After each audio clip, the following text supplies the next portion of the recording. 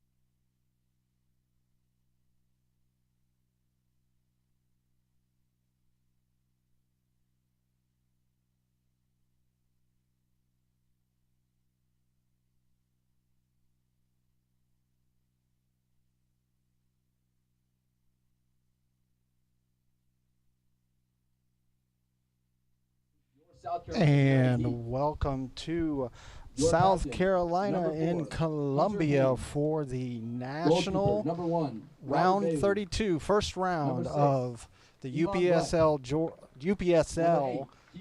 Premier Division National Tournament. Hello here, Larry Weaver here alongside Andre Bomar. And Andre, we have a very interesting matchup here. South Carolina Heat United versus Georgia FC. Yeah, it'll be interesting to see what happens with the continuing challenge that Georgia FC has been giving other teams. They've been the underdog all the way through the divisional playoffs. Now they're going on to the first round of the Nationals against a very good SC Heat team who won the Mid-Atlantic. So it'll be interesting to see if that good play continues on as they prepare for the national anthem here.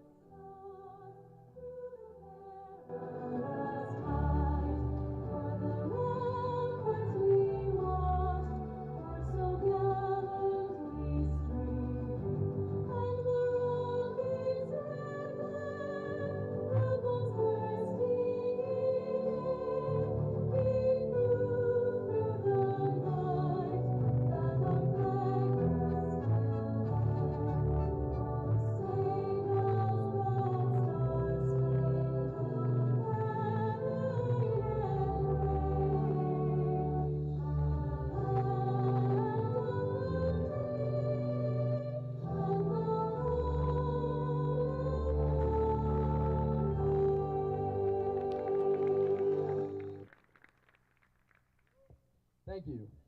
Soccer fans, are you ready for the match? Fans, it's time to bring the heat. And just wrapping up the beginning phases of this match, Andre. And as we talk about these two teams here, we'll start with the South Carolina member of this match, that being SC Heat United. Yeah, this is going to be my first look at SC Heat. I did have a view of them in the last set of divisional playoffs, and they are very. South Carolina Heat were 9-0-1. They scored 39 goals and they allowed 7 goals. In the playoff finals, they were able to beat Charleston United, the member that made to the national tournament last season. So they were able to beat a big team, and we'll see how they go into this matchup. Now for the opponents, we talk about Georgia FC, a team that we did not expect to be at this place at this point in the match. They had a very topsy-turvy season, a 6-2-3 season, 32 goals scored, 18 goals allowed. They were able to win in the playoff against Kalanji. So that was a little unexpected, to say the least. Yeah, very unexpected. I think that Georgia FC, there was some question of whether they would make the divisional playoffs at all. And once they did, though, it seemed to be a new team and a new season for them as they, really beat the top 2 seeds from the Georgia division. So that's enough proof that they deserve to be here. So we'll see what happens now as they get ready for kickoff. And we're just about to kick off. SC United is going to be in the white kits. Georgia FC is going to get us underway. They're in a red and black kit today. They're moving from right to left. Yeah. And our center official gets us underway here in Columbia, South Carolina. Definitely a very warm day today, Andre. Yeah, in the 90s. A very beautiful field here in Columbia, South Carolina. But we do have mid-90s temperature, high humidity, so that's going to have an effect on the play, I'm sure. We'll see a couple of water breaks as these guys go at it right now. I definitely would agree. We are definitely going to see at least one water break each half, maybe even 2. We'll see how it goes. Georgia FC working right now out of the back, trying to send a long ball. Just going to go out for play, trying to get that ball up to number 32, Ramos. Just not able to get that connection there in the right frame. Yeah, I did want to wait. Oh, go ahead. I'm sorry. No, Larry? I was just going to say it'll be interesting to see what happens here with Georgia FC because they are the one team that went into the Georgia side of the playoffs very fast and furious. The other teams were kind of feeling each other out, taking time, a little bit of a chess match. Georgia FC is more of a team that just goes at full speed. Yeah, that's exactly what I was going to say. I wondered what that start would be for both of these teams. Like Georgia FC generally has started quickly. SC Heat, like I said, I haven't really seen a lot of them play, but it seemed to be more like what we've seen with Kalanji and even Laminio, where they feel out the opponent first and then adjust their play accordingly. So we'll see. Still early doors here. SC Heat with the ball, trying to get around the defender. No foul is going to be committed. 17 Mueller was trying to work around the defender of Georgia FC, not able to do so. Georgia FC with the ball, coming back to the defense to try to make some space to be able to send that ball forward, able to do so. Got the ball up to number 29, and he knocks it out of play, and it will be a South Carolina throw. Yeah, I think already you see with SC Heat, there's a lot of pressure. They're moving forward. They're the ones with the incentive now to get forward. So they have Georgia FC a little bit on the back foot. But Georgia FC, they're good at soaking up that pressure. They never stop fighting. So they'll be studying this and making their own adjustments soon, I'm sure. And it looks like South Carolina has what appears to be a 4-2-3-1 kind of setup. That ball hit a little long, goes out of play, and that'll be a goal kick for Georgia FC. Yeah, so far there's going to be a little settling for both. That's going to have to happen. But SC Heat looks a little bit more forward-thinking. But again, Georgia FC is going to be looking to soak up a little bit of that pressure under the circumstance. And that ball goes out of play on that goal kick. Yeah, when we talk about South Carolina Heat, when they're 9-0-1, that only loss coming in the last match in the regular season, losing to Queen City Charlotte 1-0. Yeah, you got to wonder too, being the last game of the season, it could be a situation where they let off a little bit. Nice ball into the box, able to be picked up by the keeper for Georgia FC, number 20, Patino. Yeah, so that little let off at the end, they got everything solidified for the playoffs, maybe having some fringe players play. that could affect the result under the circumstances. But you also have to worry about them coming into a game after losing, or coming into a postseason after losing. You lose some of that momentum. Here's a nice ball forward for Georgia FC, and that ball's going to end up going out for a throw. And that's one of the things we can say about Georgia FC, since we were able to cover a few of their matches this year. They had a very topsy-turvy season. Midway through the season, they kind of lost it on the rails, and then they were really able to pick it up, make it through the season in a decent form, got to the playoffs in the 5th spot, and then they just shined in the playoffs so far. They were able to beat Potros, be able to eat the #1 team in Georgia, Lamino, Georgia, and then able to beat the powerhouse that is Kalonji Pro Profile to get to this point. Yeah, and I think that shows what you're dealing with here. I mean, when you can go on a run like that, although the regular season might have been a little topsy-turvy, go on a run and beat the quality opponents that you were able to beat, any team that comes up against them is going to have to take them seriously and be prepared for a real battle. We are seeing a nice high press by Georgia FC. Ball's out to the side to number 10. Hansen looking for somewhere to go, comes back to number 15, Evans. Evans swings it across.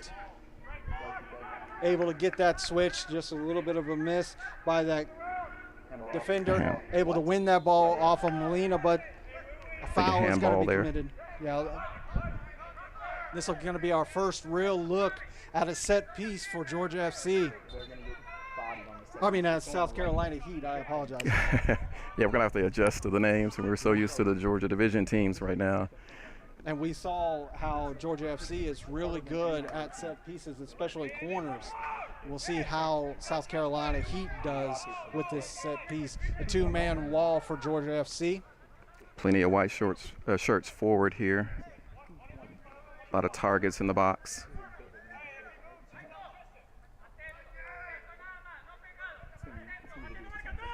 It's going to be an in smear. I'm not sure which one is going to take it.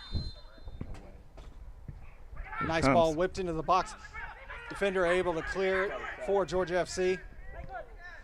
Georgia FC able to get it forward.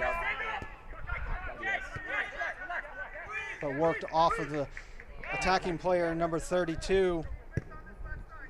Ramos again. This a long ball for South Carolina, not able to get where they wanted to go, and it is easily contained by the keeper.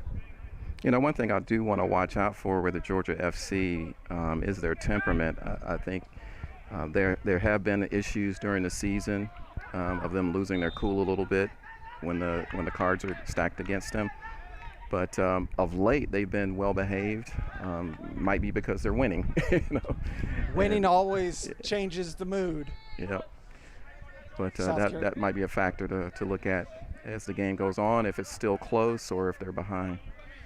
South Carolina defense with possession.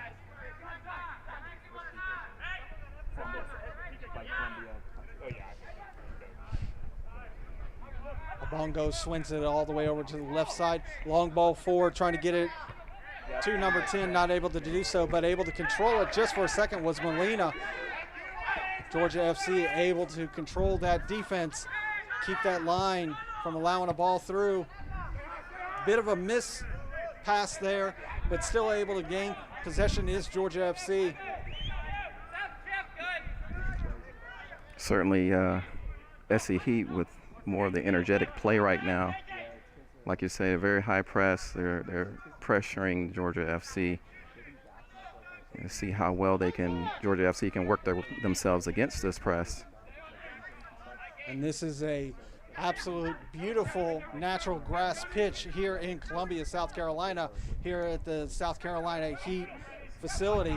Something that Georgia FC is probably not accustomed to. They play on a lot of turf in Atlanta. Yeah, this is a beautiful, immaculate pitch that they're playing on right now. Lost possession. South Carolina Heat trying to turn quickly. Foul going to be committed. It's in a good position for them too. It's in a very good position. No card issued by the ref. Having a talk to. While they're having a little bit of a conversation, let's take a look at that one more time, Andre. We see that ball come in, quick transition, and the defender just comes right through the back of the attacking player, the striker. Yeah, now SC Heat with a real second good opportunity, scoring opportunity from the set piece. And this one's going to be about, I'd say about 30 yards, Andre? Yeah, close to it.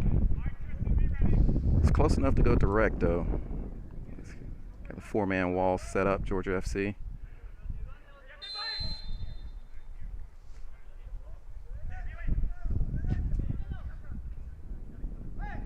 Nice straight shot taken right into the wall. Definitely going to fill that one. Yeah, he's not going to get up too quickly from that. Number 21, Rodriguez, he took that one straight to the chest. He's going to have the wind knocked out of him. He's going to need a moment. That's definitely going to be a tattoo-worthy shot. Oh, yeah, he's got some pentagons on his chest. So we're here in the 10th minute of this match.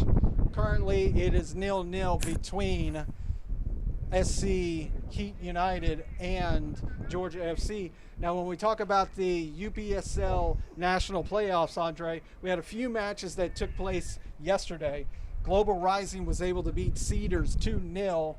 Chicago Nation able to continue their perfect form, make it 1-0 over Minneapolis City. Escondido was able to beat Olympians on a PK shootout, as well as UDA Soccer over San Antonio Surf. River Valley Bullies with 3-1 over FC Fort Worth. And that is your matches for the first day of the national playoffs here in the UPSL. And it only gets more intense as they go to the next round after this weekend. So.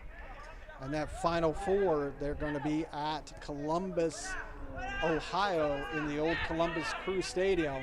That's going to be an amazing watch. Yeah, it's going to be really nice. Cleared out by the defender. Classic stadium, classic game. Number 24, Salazar for Georgia FC is going to have his hands full all day, taking on number 10, Seth Hansen.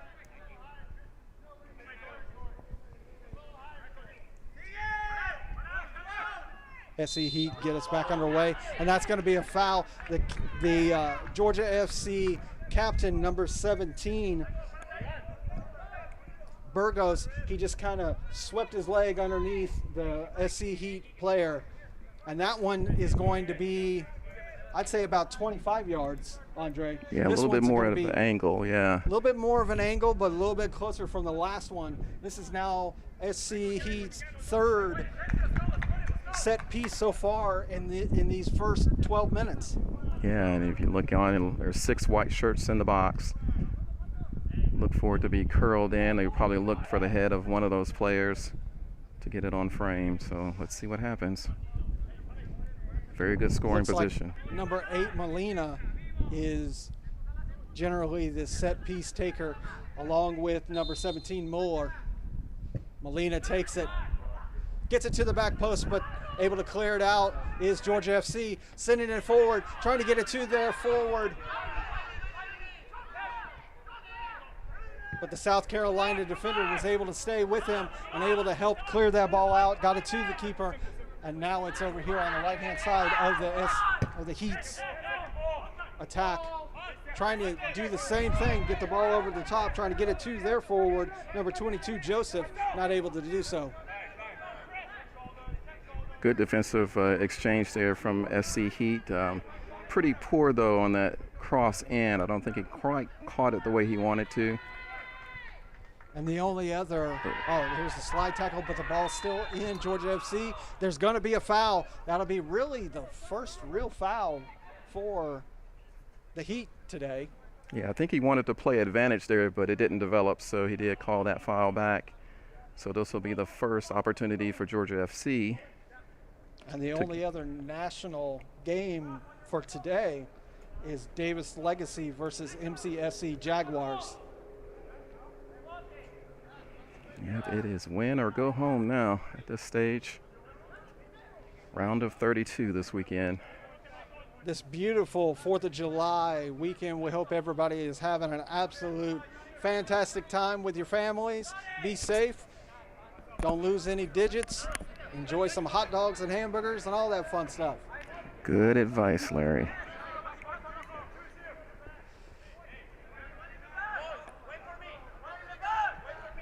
Lots of Georgia FC players in the box as well here. Nice ball whipped into the box, headed just over the bar. That was a great opportunity. That's one of the things we've seen Georgia FC do really, really well, is sending balls into the box with a good header. And that's the thing. It doesn't take them too long to be a threat. That's why I say that soaking up that pressure from SC Heat is not necessarily a bad thing, because they're able to hit so quickly on the break. And then, of course, on set pieces, they're fantastic. And that was taken, I believe, by number 25, Garcia. And that's a name in Georgia FC divisions that know too well. That player used to be a part of Siege Jamaica All-Star a couple seasons ago. Foul like committed a foul there by number 15, Evans, who's committed on number 5, Hernandez. Yeah, sort of a clumsy challenge there. I'm not sure. Kind of unnecessary this early in the match.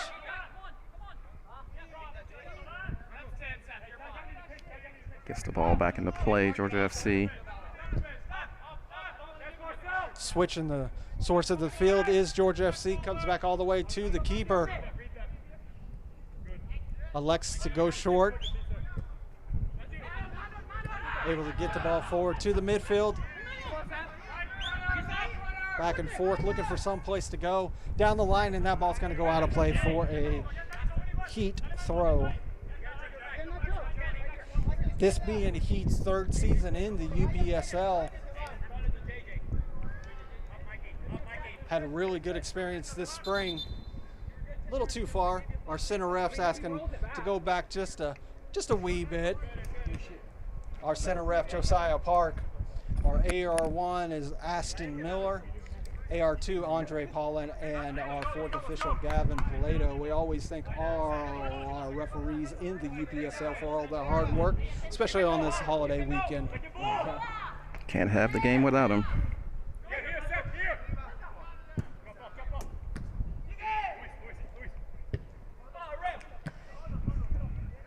So far, we're just kind of going back and forth between these two teams. Both teams looking for a fast break, just not able to do so. That ball's going to get cleared out for a GFC throw, taken quickly.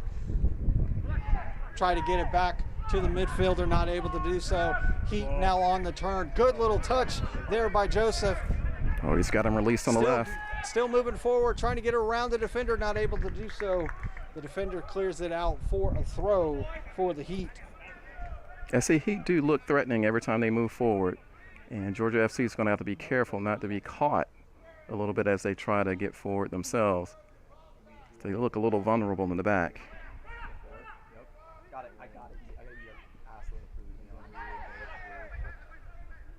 Heat decide to bring the ball all the way to back to recycle.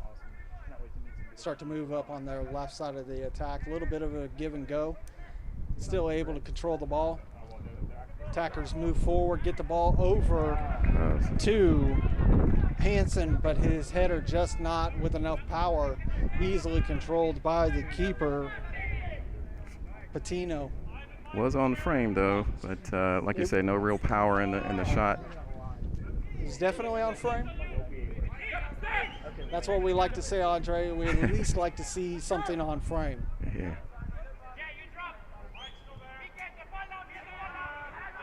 Again, that high press from SC Heat, trying to keep Georgia FC bottled up in the back.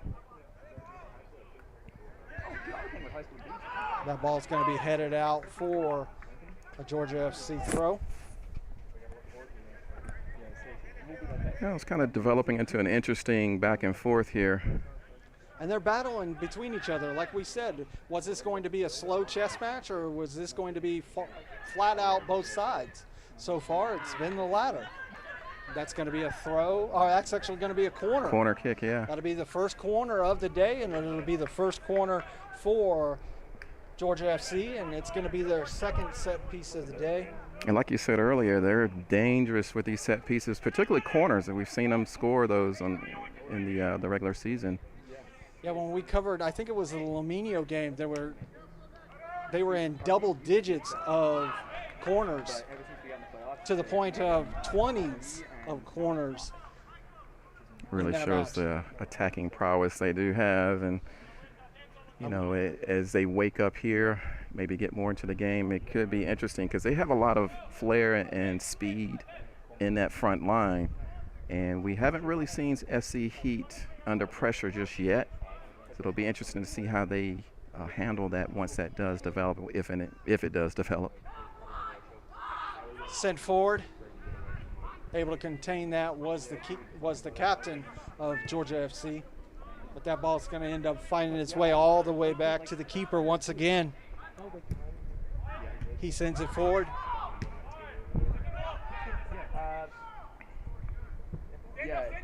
Jockey in position between the defender and the striker.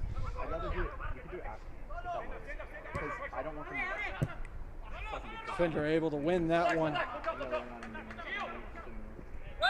Like we talked about, Andre, we're starting to see with number 32 for Georgia FC, Ramos, he's having a hard time judging the balance of this grass field being used and accustomed to a turf field. Yeah, it is a different action on the ball with these natural turfs. Less of a bounce. The ball moves a little bit lower to the ground, slower. So it's going to take some adjustment for these guys who are used to playing, like you say, on that fast turf fields that we have mostly in Georgia. Sent down the right-hand side. The Heat defender able to turn, send it forward, not able to get it past the Georgia FC captain. He gets it all the way back to the defense. Georgia FC trying to utilize those wide spaces at the early stages of this match. Oh, look. Couldn't catch it. Nice move there, but couldn't quite keep it in. Got that ball forward just a little too far forward, a little bit out of way, and it went out for a throw for Georgia FC. Here coming into the 22nd minute, SC Heat United versus Georgia FC, 0-0 is our current score. And remember, in this match, someone has to win. If we don't have a winner at regular time, then it goes to extra. Oh, here's a chance for Georgia FC. Shot taken, and it's into the back of the net. Number 5. What a strike. Number 5, Hernandez, with a wonderful strike there for Georgia FC. And Larry, like we said before, you know, you have Georgia FC, they're soaking up all that pressure, but they are showing a lot of speed and flair on those attacks when they do get forward. Georgia FC, and there we have it. Now 1-0. Let's take another look at that. As we see that ball slide over to Hernandez, wide open on the left side of the shot, straight across, nothing the keeper to do. Keeper thought it was going to be going out. Unfortunately, it ends up going into the back of number 1 Bay's net, and a 1-0 for Georgia FC. Oh, and Larry, like they've done so many times throughout the divisional playoffs, they get that advantage, and you know they're going to be hard to beat from here on out. They haven't really even got started yet. This is where Georgia FC becomes the aggressor that we've seen in the last 3 matches.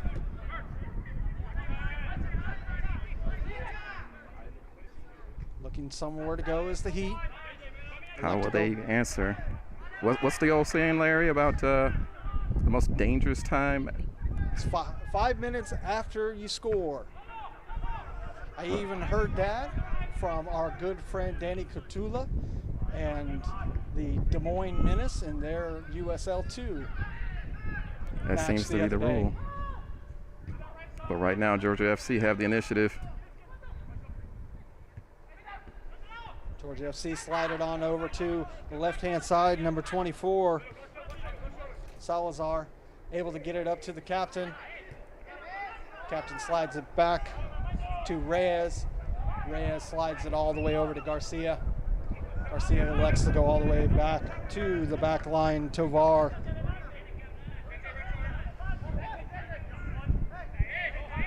And this is one of those times in the match, Andre, where Georgia FC does not have to press. They are in the lead. They have the goal. All they have to do is defend. Yeah, and keeping possession like they're doing now, it kills that clock, but it also gives them the opportunity to look for another opening, to get a second goal. And once you get that, it's going to be a real hill to climb for SC Heat. Heat are going to have to continue to use this pressure. There's a nice slide tackle, able to win possession for Georgia FC, but cleared out by the defense for the Heat by number 23, Lambert. That's really the first real play I've seen Lambert make in this match so far. Yeah, things getting a little bit desperate for SC Heat in the defense, but it was like I said earlier, we've seen SC Heat in attack for most of the first part of this first half, but we hadn't seen them under pressure yet, and now we have, and the first real opportunity for Georgia FC, and they put it in the back of the net, and here they are threatening again.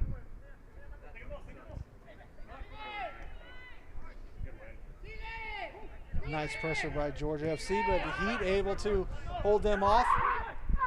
Molina slides it over to Hansen. Hansen gets it forward, tried to get it up to Joseph. Just a little too much spice on that ball, and it's going to go out for a goal kick.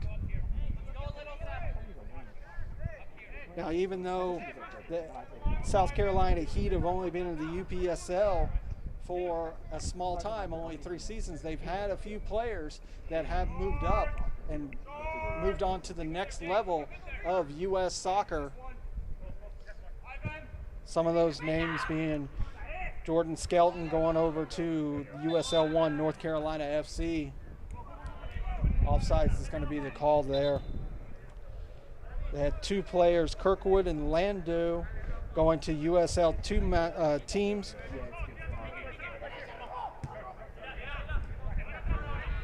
And even their attacking striker, number 22, Marcel Joseph, he has been a member of the Bahamas national team. So the Heat definitely have some positive play, and they have some positive results with their process. Yeah, Marcel was featured on the UPSL.com website. We'll see how key he can be today as a foul is called there on SC Heat. Jumping for that ball, Bongo, number 19, collides with the defender, number 24, Salazar.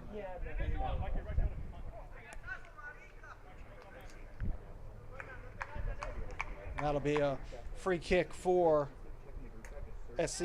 for Georgia FC. Yeah, I'm not sure if that goal has done something with SC Heat. They seem a little bit rattled at the moment. That attacking advantage they had in the first few minutes has sort of disappeared right now. But we'll be interested to see. I would expect probably in the next few minutes they'll probably have a water break, because we're already coming into the 28th minute. I'd be interested to see what the head coach, Quave Robinson, has for the Heat to handle this pressure from Georgia FC. Nice little battle there in the corner. Successfully so. Going to be a throw for the Heat.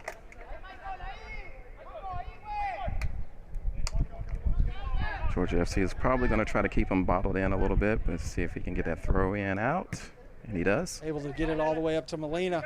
Molina working down the line. Good work. Able to work a throw off of the Georgia FC player. Yeah, I'm surprised we haven't seen a water break just yet, but I imagine it'll be close. Yeah, I'm really surprised. We're in the 28th minute, coming into the 29th minute. I would have expected it to already happen about 4 or 5 minutes ago.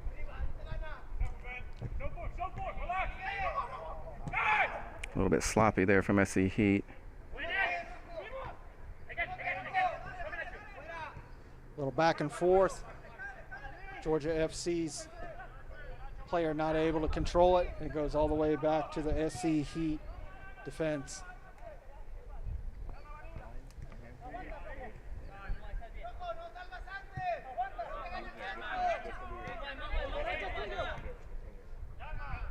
Heat just working with the ball.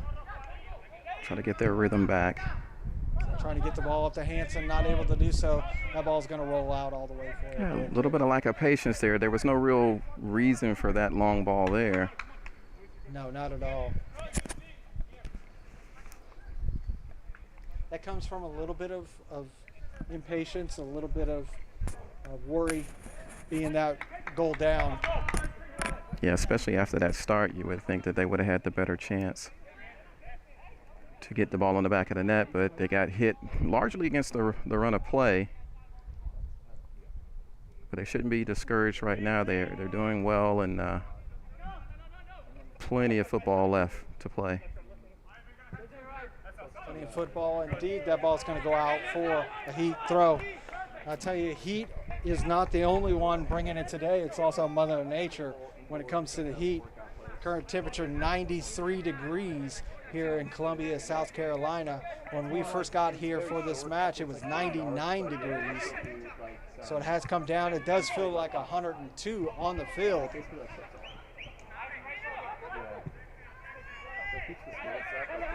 Yes, and we have no air conditioning where we are either, too, ladies and gentlemen. It's the only way to experience a match like this, out in the element. I'm getting my vitamin D today. Georgia FC taking their time. No need. It's going to be a foul right through the back.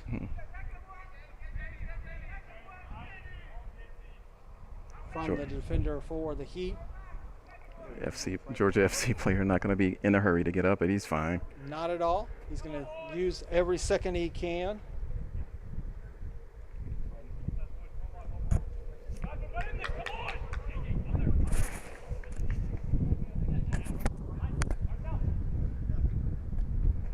A little bit of a breeze here. Every now and then we get a little bit that just lets us remember that there's something out there. Ref's going to let him retake that free kick. That foul was committed on number 29, Luis Rodriguez. Just elect to tap it, send it back to the defense, and go all the way back to the keeper. And it looks like at this point with that 1-goal lead, they're going to try to draw SC Heat out and create some space for themselves. Able to work control of that ball as that ball was sent forward is Georgia FC. They win a throw. Okay, now I'm wondering if we're actually going to get a, there we go. We got the water break. Finally, we get the water break. During the 32nd minute. Ladies and gentlemen, your attention please. Due to the high temperature at today's match, the referee has indicated a safety and hydration break for the players. The break can last up to 3 minutes. Thank you. Good information. I didn't know. And 3 minutes is what is going to be for this hydration break. We'll think about that as we think about the extra time at the end of this match. Now, if we want to take a look once more time, let's take a look at that goal that got us to where we are right now. We see that ball coming across the field, goes over to number 5, Hernandez, all alone, slides it across right into the back of the net, and that is how we are at 1-0 here in Columbia, South Carolina.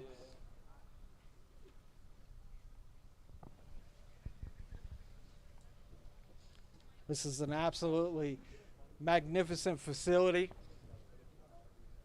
2 nice natural grass stadiums, along with brand new turf over on the other side for regular games and for youth games and things of that nature. Absolutely beautiful setup for South Carolina United.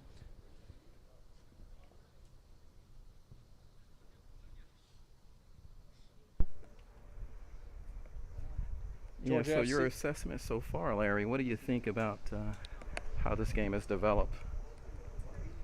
It's been a very expectant from Georgia FC, as we've seen them the last 2 or 3 matches. We expect to see that high level of pace from Georgia FC. First time seeing SC Heat United. They've also had a high press. You really can't blame that goal. Just kind of came out of nowhere, slid it across the box. The keeper just, for whatever reason, didn't make a move for it.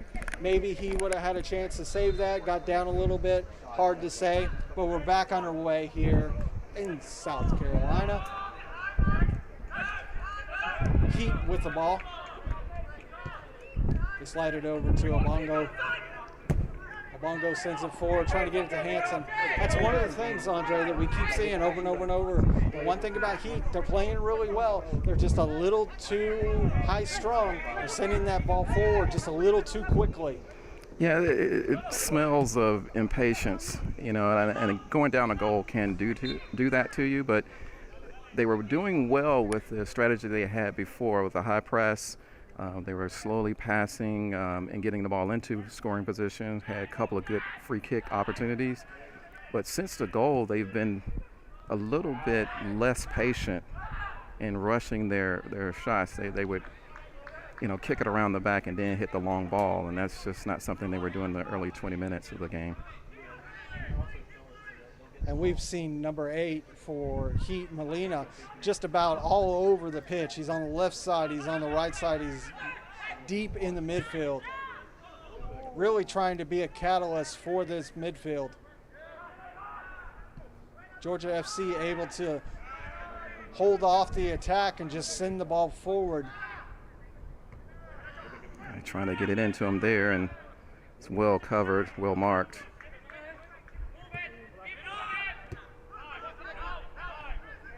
Still in possession, though, SC Heat. Molina comes all the way back to the defense. And like you said, you wonder at that water break, maybe the manager or the coach talked to his players about, hey, let's slow this down. Don't try to rush that ball into the final third. And it was a good little dummy try between Hansen and the other player. Unfortunately, I can't see the number to tell you the name. Good little try for the Heat, just not able to get the connection that they needed. Going to be a goal kick for Georgia FC. Yeah, it's the final ball for SC Heat. It's not developing right now. And they need a little bit. Some of that has to do with Georgia FC marking well in the final third. And still a lot of a match left. We can see this match change hands multiple times. Burgos sends it forward. Good work by the keeper. Number 1, Bailey. Yeah, the presence of mind to come out and get that ball, and he needed to. Can he get it before it gets out? Yes. Just a little miscommunication between the defender and the goalkeeper. Haynes wanted it as short, a little bit more oomph in it from the keeper. Haynes now moving down the right side.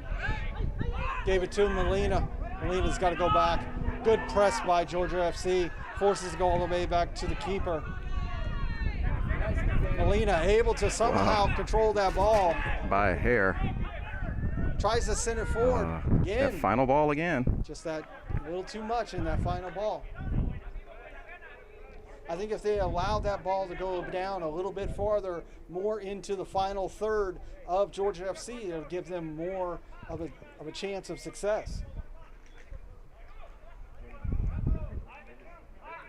Yeah, that service is going to have to really apply that. Otherwise, it's just going to be possession, and then lose possession. Number 15, Evans, tries to send that forward. Unfortunately, goes out for a Georgia FC throw. And these players are getting a little bit of relief with a pretty decent cloud cover right now, which has really cut the temperature by about 10 degrees. Mother Nature is being kind to us for a few moments.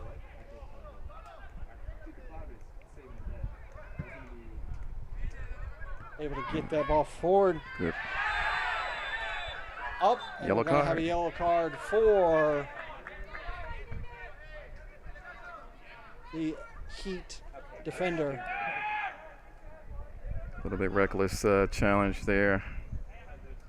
And that's going to be the first yellow of the match. It's going to be in the 39th minute.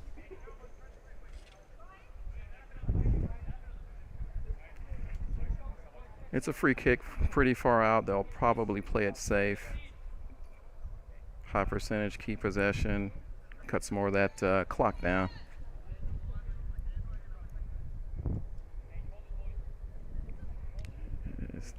The referee does his little spray for the 10 yards.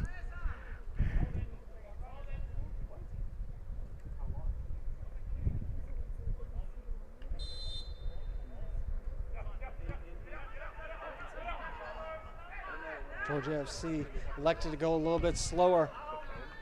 That ball's going to go out for a goal kick for the Heat.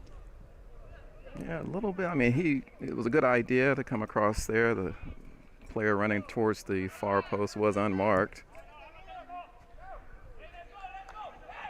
I believe that was number 15, Evans, that got that yellow. I have to go back and double check.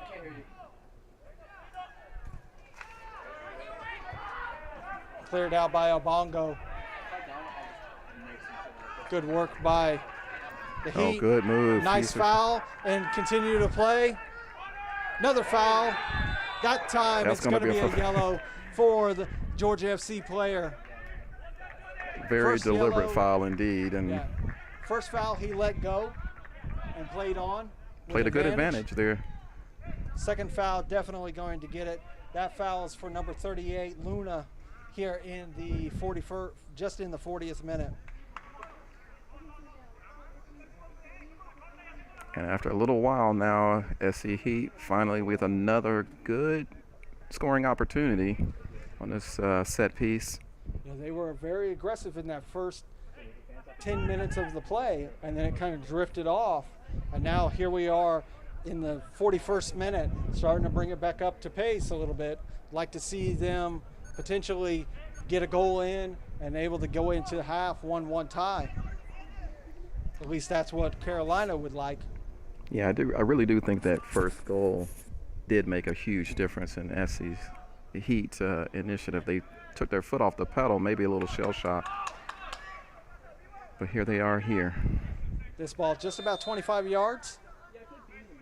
Nice strike into the box, cleared out by the captain. All the way back to the defense, back and forth. Slide it over to the right-hand side. Able to control it. Velk sends it in. Ooh, 3 men on the back post trying to hit that, not able to do so. Counterattack by Georgia FC. Defense has turned into offense so quickly for Georgia FC. Trying to get that through ball, not able to do so. Here's a nice little advantage. give and go. Number 10, Goal. but he's offsides. Offsides is a call Offside. by the AR. AR calls offsides. That would have been a goal by number 10, Reyes. Unfortunately, that goes out of play for Georgia FC, and that will be Straight a little quick. He just found a little himself bit behind that defender. That had to be a quick give and go between those two players. But again, you saw right after that free kick, or that ball in, clear it quickly. All of a sudden, Georgia FC on the attack with another threat. And that's why I say you really can't. They'll suck up that pressure, but when they hit on that counterattack, they're dangerous. Is that Slides it across, just cleared it out. Vital falling interception asleep from the there. defender.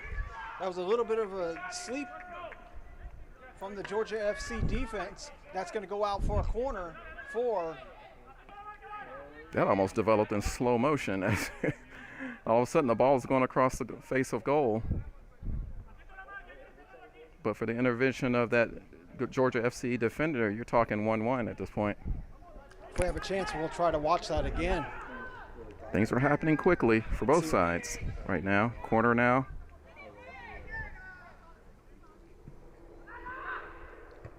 Cleared out by the Georgia FC defense. Look out for Here this comes- counterattack. Not able to do so, and that one's going to go out for a throw for Georgia FC. Let's see if we can take a look at that again real quick, Andre. We see that ball come in. Is able to control it just enough, slides it across. The defense just fell asleep. What a great opportunity for the Heat. I don't know if they just didn't think that ball was going to come across or not, but they seemed surprised by it. But They did act just enough to keep it out. Cleared out and just a little bit farther down the steps. And we'll have another throw for Georgia FC. Here in the 44th minute, we'll see if we can get a word on the extra time. Hear a little bit of rumbling off in the distance. No lightning. We'll continue to play. There is supposed to be about a 35-40% chance of rain throughout the day. Hopefully that rain will hold off and not bother us for this match. Yeah, we'll see if the fourth official puts up his fingers for extra time here. Our officials are communicating via radio system today. It's good to have the referees in constant communication. A little bit of a slow attack there by Georgia FC for their coach. Their coach wanted a little bit more there.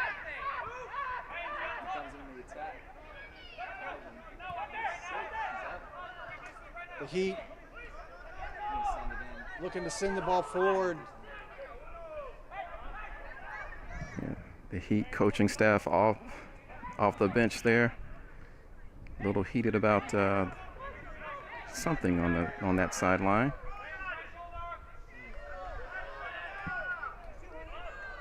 Is he on? He's off, yeah. Yeah, he was offside.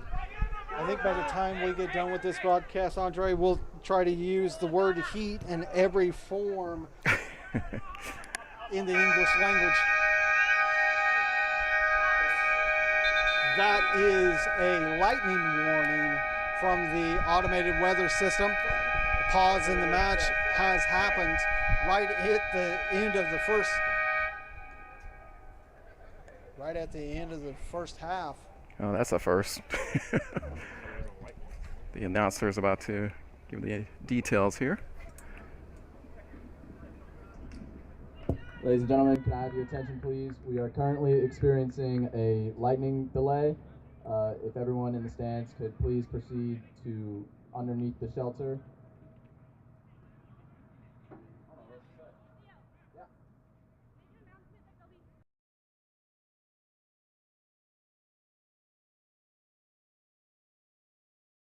There will be 3 short blasts from the siren when it is safe to return to the field. Thank you. So, right before the end of halftime, Andre, we have a pause. Yeah, I mean, that was, were we yet in? We were almost to stoppage time. We were in the 45th minute. Plus a little bit of extra because of the fact of the hydration break. Oh, that's true, yeah. So right now, you know, we're going to see. I guess they'll come back and finish those couple of minutes once it's safe to come back in. Both the teams and the fans are being directed to a safe area, just under a sheltered area, just off the field. Yeah, so as of right now, with the delay, Georgia FC with the 1-0 lead over the South Carolina Heat United. Fans, please head towards the shelter and wait for the siren to notify you when it is safe to return to the field. Thank you. And you heard the announcement there. And great work by the staff here at South Carolina United's facility. Can't say it enough for their staff. They've been doing a fantastic job keeping everybody safe and under control and notified of everything that's happening in and around the park. Can't say it enough for their staff. Yeah, 100%, Larry. Very hospitable. They've helped us upon arriving and helping us to get set up and to broadcast this great game. So we'll see what happens, and I guess when they get back, we'll get the end of the first half, and we can do a little bit of analysis there.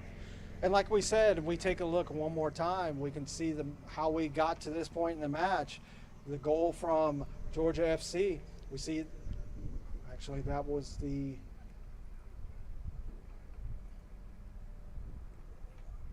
that was the last little bit. Close.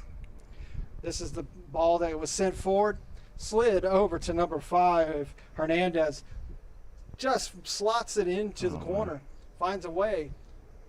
And Georgia FC find themselves 1 goal ahead of South Carolina Heat United.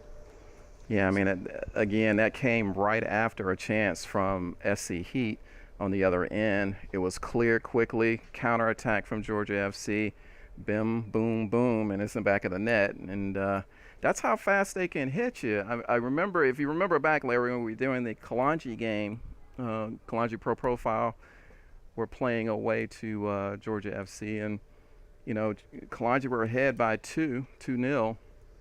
And then Georgia FC got 2 late goals, and it was the same sort of thing. It was just out of nowhere and very quick.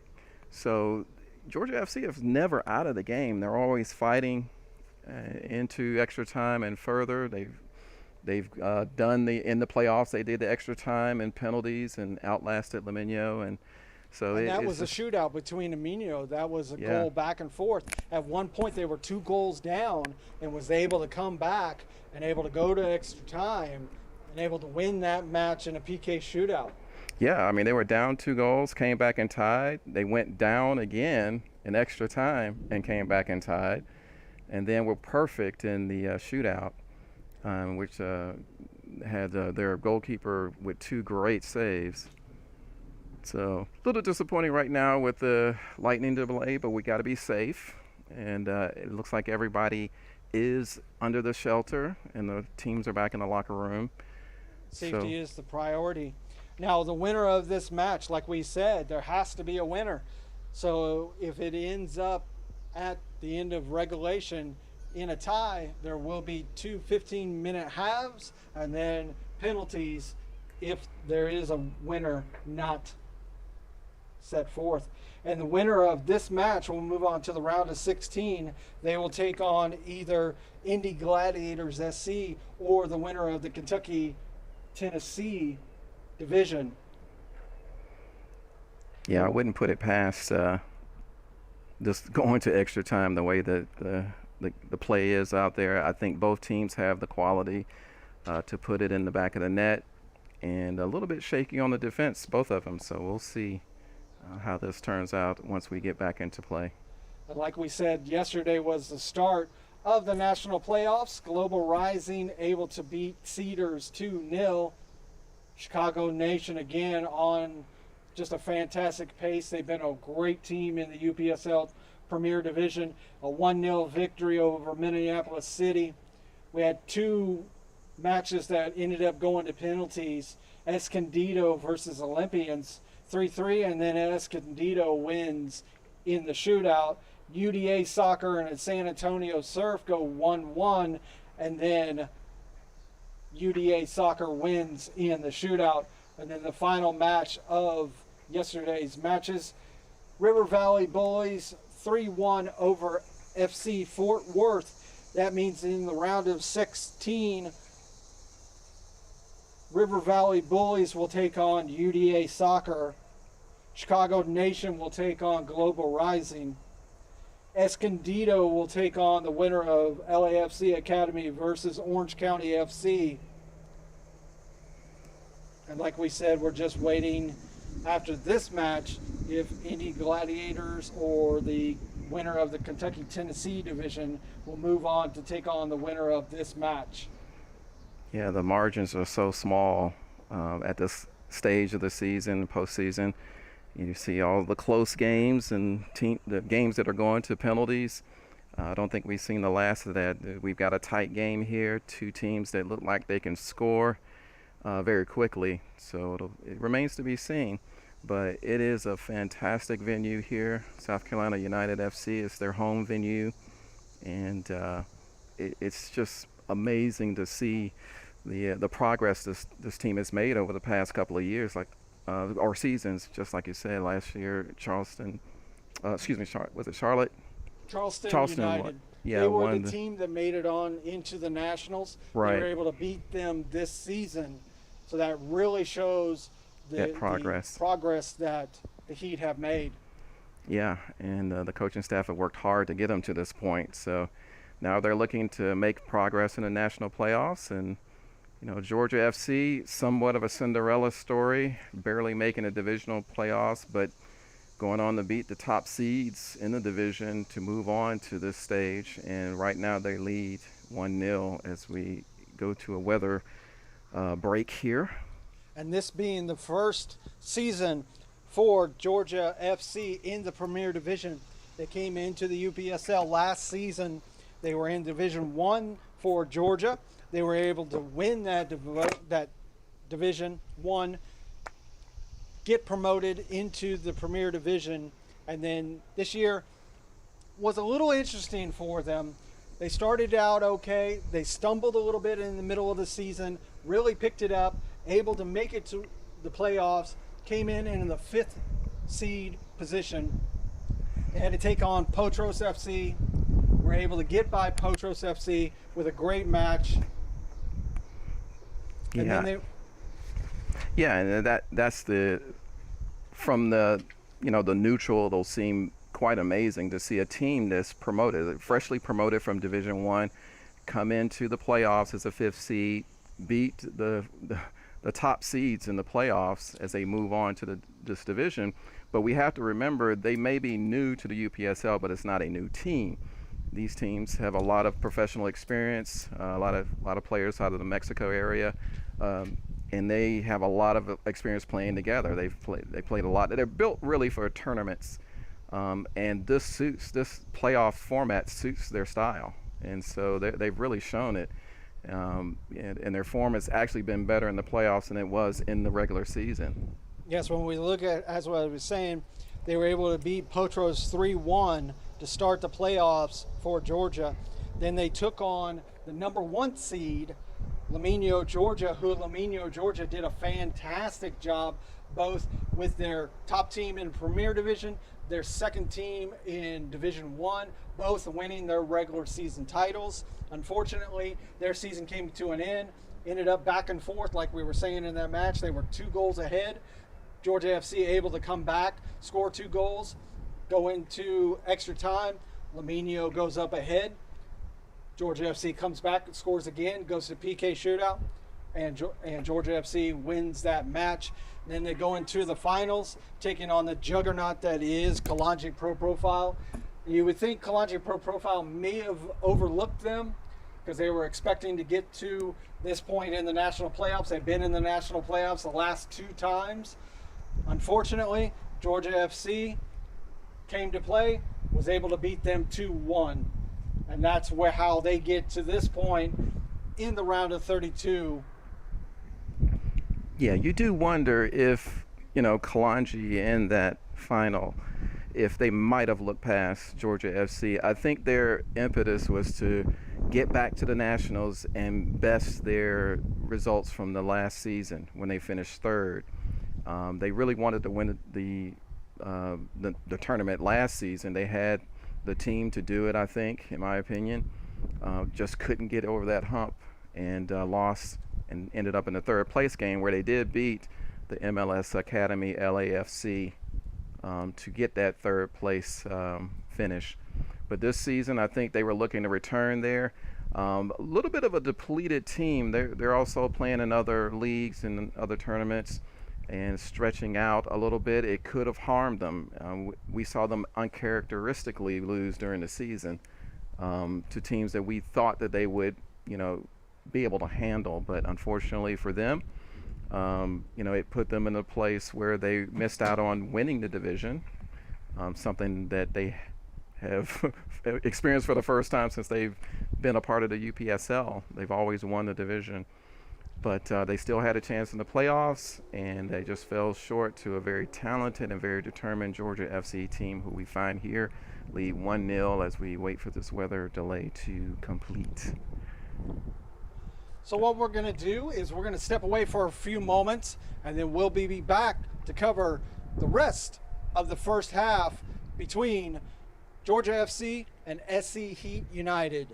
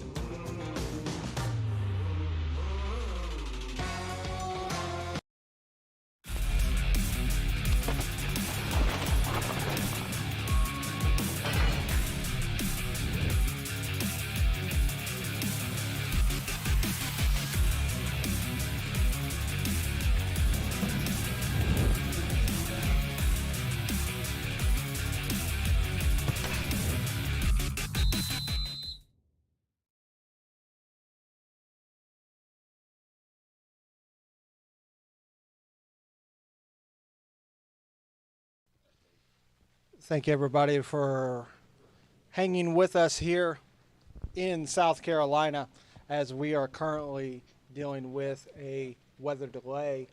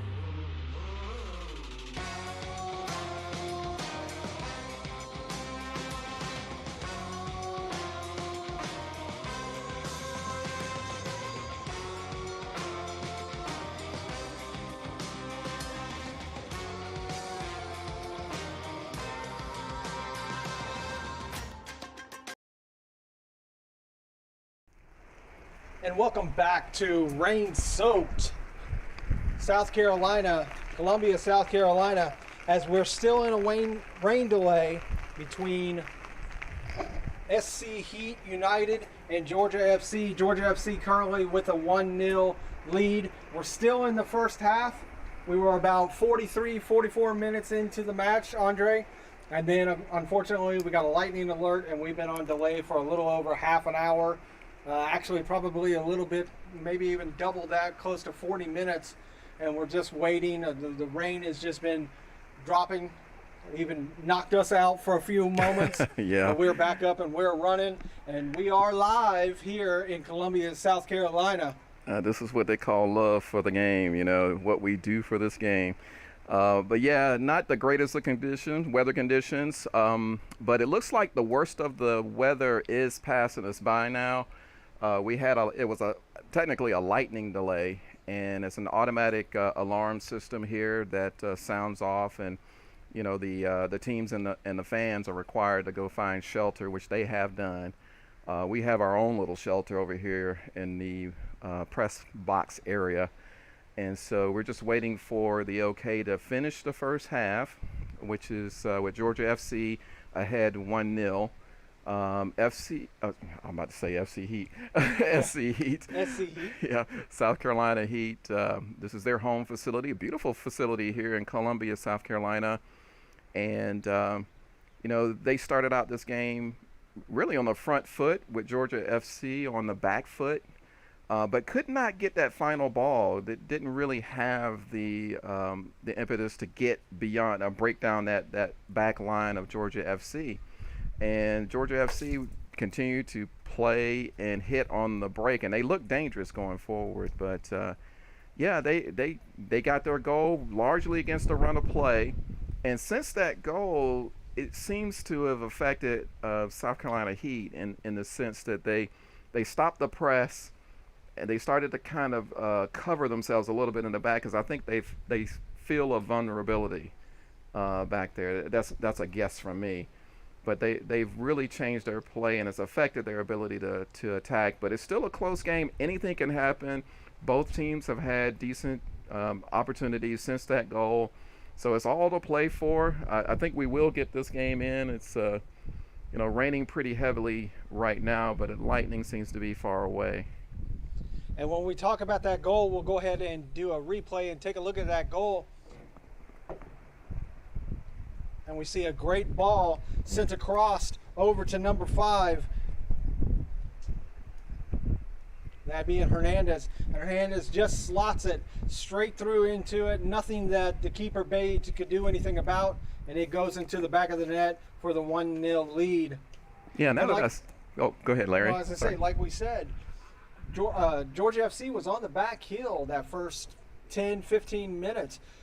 Really, SC Heat came out with a plan, and I think that Georgia FC really caught them off guard, and they really didn't know what to do.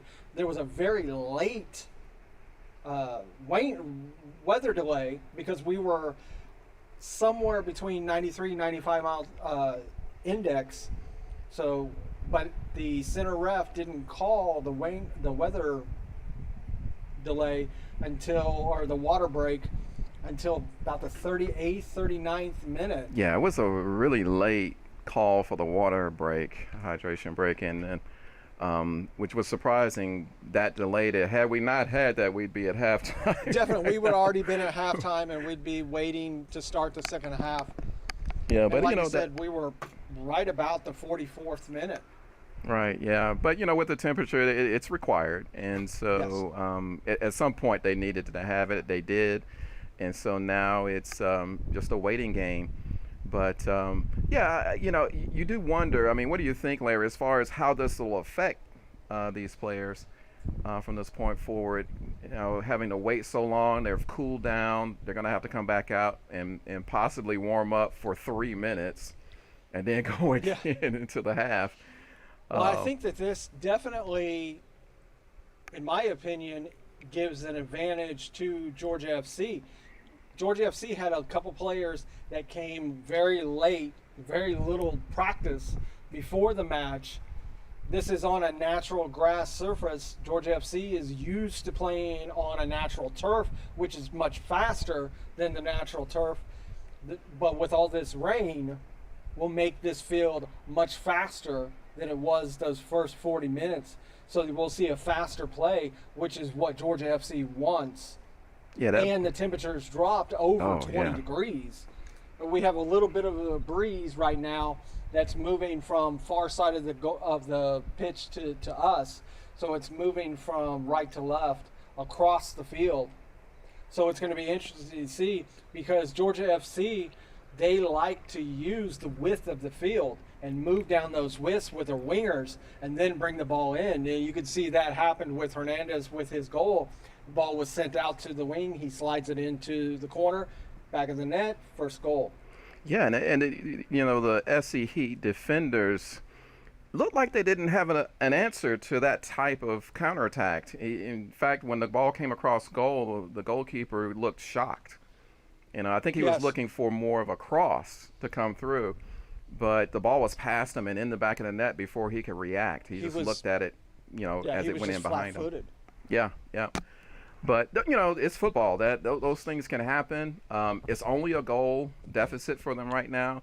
They're at home. They've got good crowd support here, and so I don't know. I haven't seen a lot of SC Heat play, but what I have seen, I know that there's a lot of quality, and so this game is far from being over.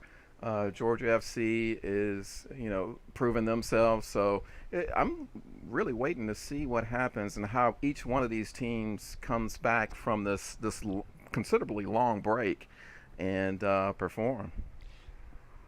And it's not without say that SC Heat had their chance. They had a really good chance in that first half. I think we may have it queued up, hopefully. And we see this opportunity.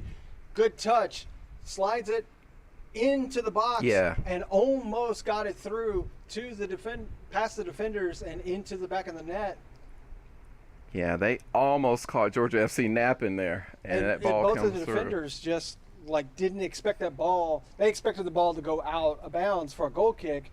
And number 10, Hansen, was able to keep it in play, slide it across the face of goal. And unfortunately, it just did not get into the back of the net. Right, and if it wasn't for the intervention of that last defender from Georgia FC, you had that forward. It was Seth Hansen. Coming on. That could have just tapped in. He was sliding that ball over to number 22, Joseph. Yeah. And this is one we were talking about earlier, who's getting that opportunity at the next level, and he was right there ready to tap it in. Yes, it was just a few micro yeah, that's about centimeters away from his foot to go into the back of the net. And like you said, Joseph's had an opportunity to play with the Bahama national team, so he's had that opportunity to play to the next level. Right. So and he's probably looking to shine, and they have something to prove in the second half. So we'll see how they react to this. They're a goal down. They got this considerably an annoying long break. I know I'm impatient, and we survived a power outage here from the water that shorted out some equipment, but we're back alive and making it happen. So great story to tell everybody. Yeah. And then once we get to the end of this match, whoever does come out on top, they will end up having to take on the winner of Beeman United versus Indy Gladiators.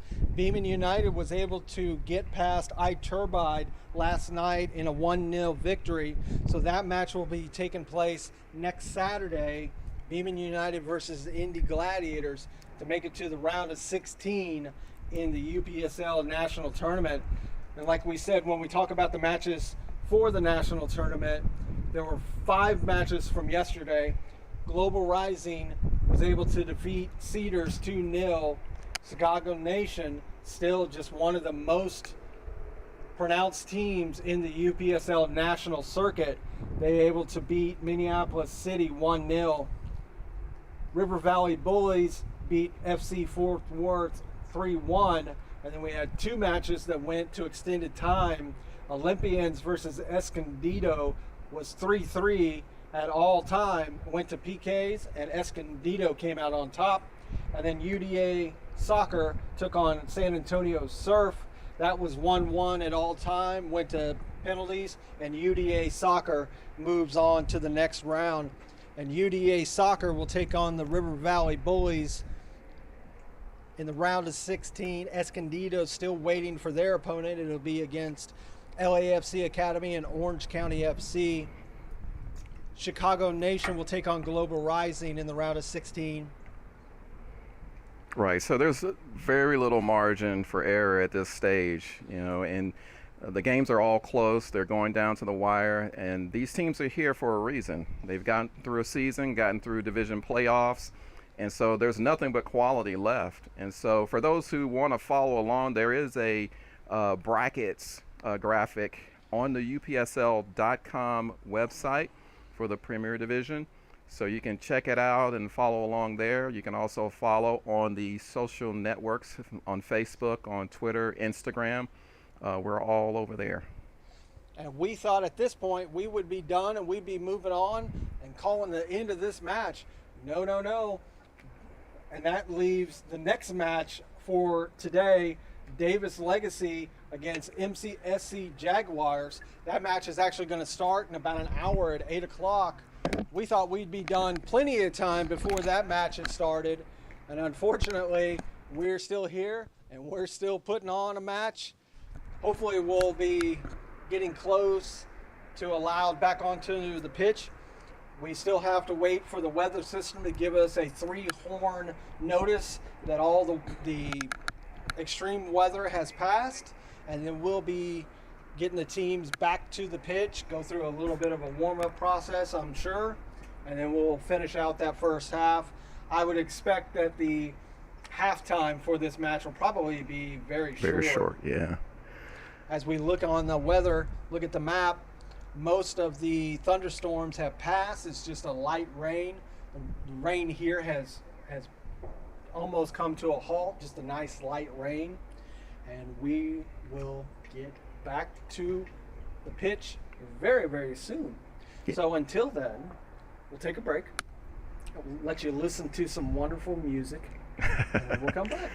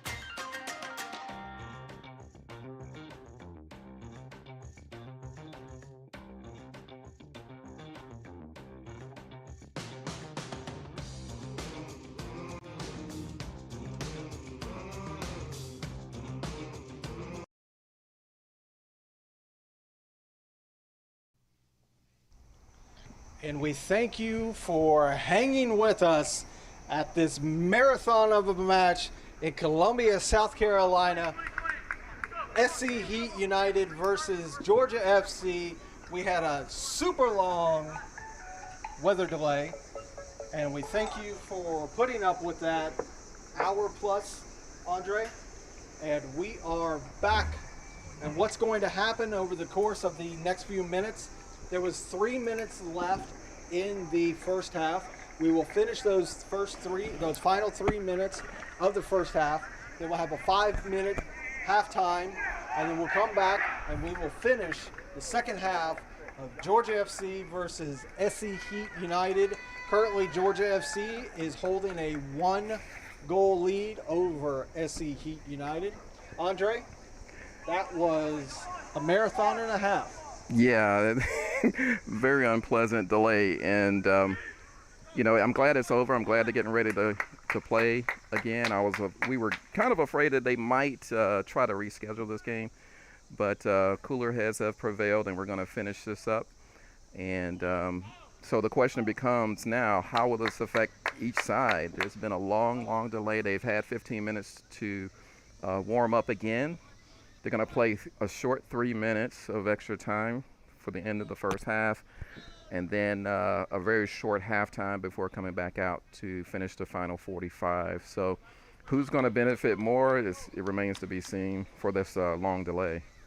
Temperatures dropped about 20 degrees. We're down to about 75 degrees. A little bit of the humidity has come back due to the storm passing. We shouldn't have any more storms for the rest of the match. All right, so he's going to put the ball back into play here. Drop ball to get us back underway. And we are back underway. SC Heat is going to have possession. Remember that SC Heat is in the all-white, and Georgia FC is in the red and black kits. Georgia FC is moving from right to left. SC Heat United is moving currently from left to right. We're here at SC United's complex in Columbia, South Carolina. A little bit of a mishit there by the keeper, Bailey. Definitely a little wet. And one of the things that we were talking about while we had that long break, Andre, is this water on the pitch, with this being a natural grass pitch, could potentially benefit Georgia FC with them being traditionally playing on turf facilities in Atlanta. So this pitch might be a little bit faster, what they're accustomed to.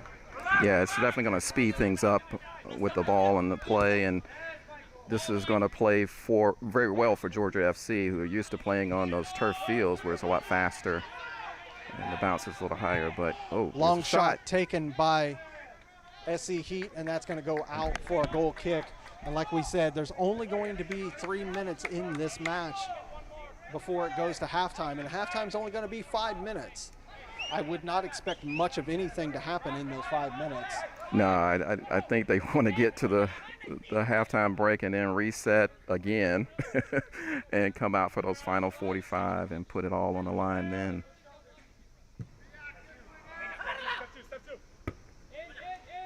Georgia FC's keeper gets us back underway.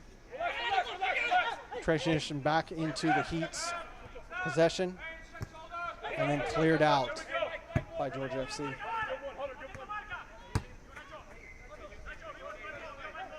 Yeah, that's the thing I wanted to see, how they start out with these 3 minutes. Will it kind of be a continuation of what we saw in the previous 45 minutes, or will they just kind of ride this out to the halftime break, which is going to be very short.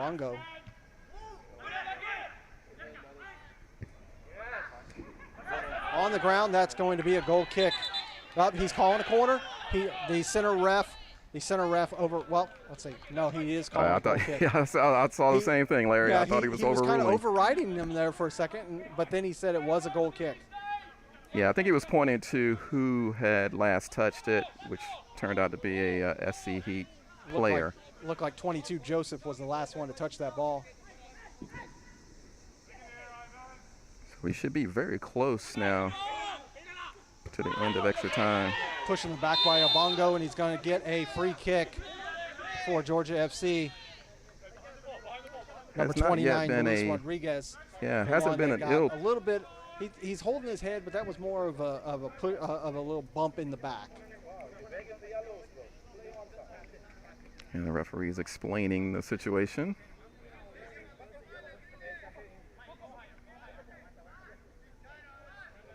Again, like we talked about at the beginning or in that first half, or earlier before the rain delay, once Georgia FC got that goal lead, they've slowed down their attack significantly and are just trying to hold on to that goal.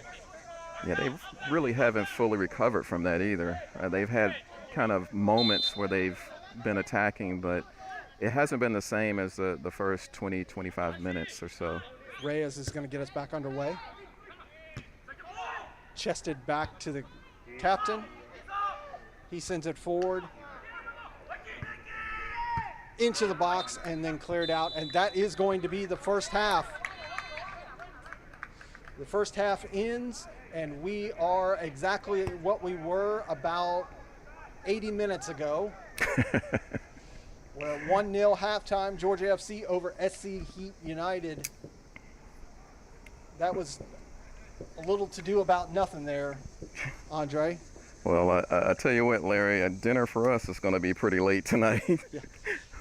And the same thing for Georgia FC. I mean, you've got about 3 hours back to Atlanta for all of these players from Georgia FC.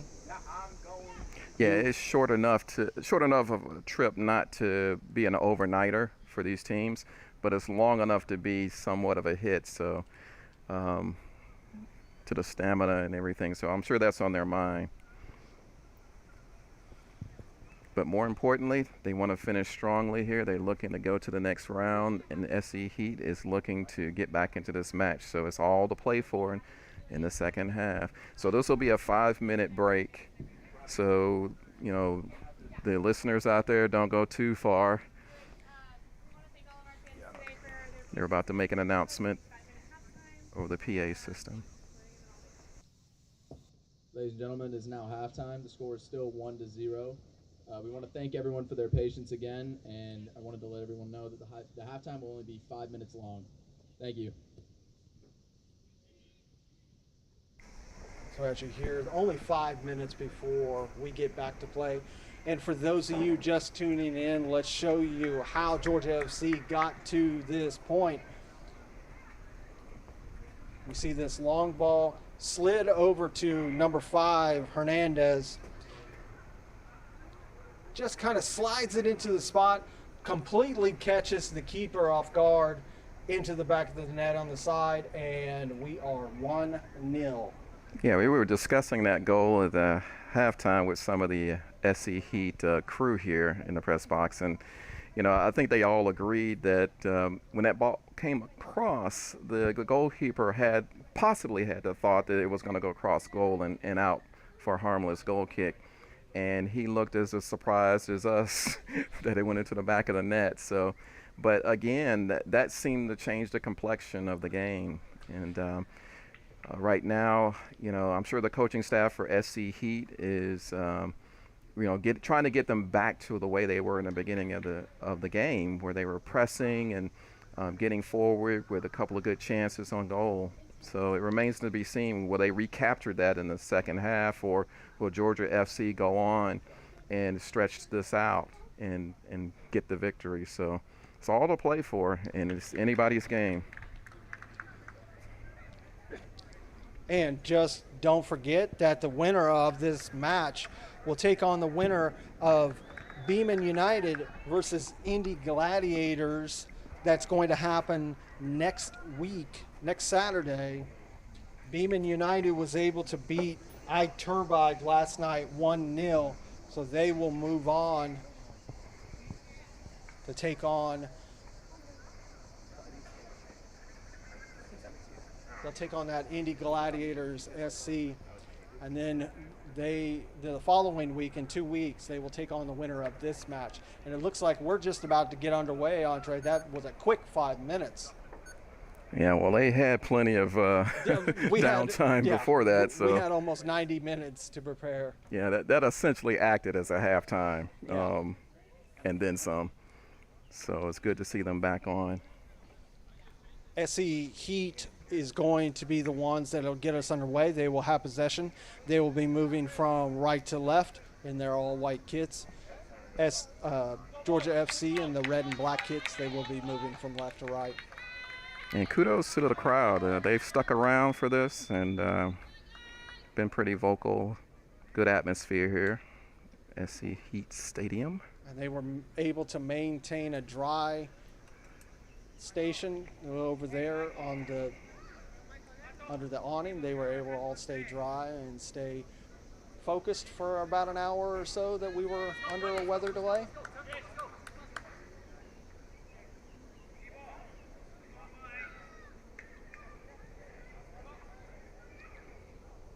Okay, making sure their goalkeeper's ready, hit his back turned.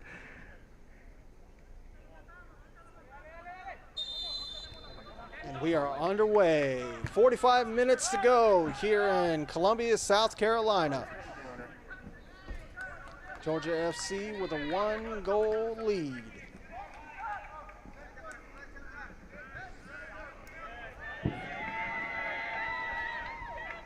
And I'm sure as this match continues, we'll hear fireworks all around us as everyone is celebrating this wonderful weekend.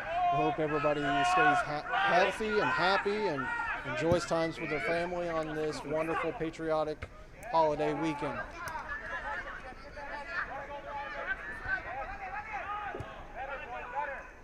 And one of the things, Andre, that both of these teams will have to be cautious of is with that long delay and the changes in the temperature is cramping. Yeah, it is a drastic change, in the temperature. I mean, we clocked it at 99 degrees when we got here, and I'm sure it was worse on field level, but it definitely has dropped possibly as much as 20 degrees. And that ball goes out for a goal kick for Georgia FC. And Georgia FC is going to take their time with every single dead ball situation.